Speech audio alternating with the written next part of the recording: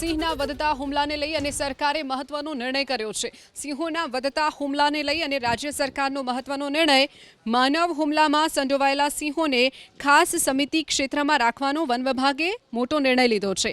Ambardi safari પાર્કમાં 100 hectare વિસ્તારમાં એક ખાસ સમિતિ ક્ષેત્રના નિર્માણ માટે વન વિભાગે કામગીરી શરૂ કરી છે। આંબરડી સફારી પાર્કમાં ફેન્સિંગ કરી અને સિંહોને અનુકૂળ વાતાવરણ હેઠળ રાખવામાં આવશે, જે માટે જરૂરી સૂચના આપી અને કામગીરી પણ શરૂ કરી દેવાઈ છે।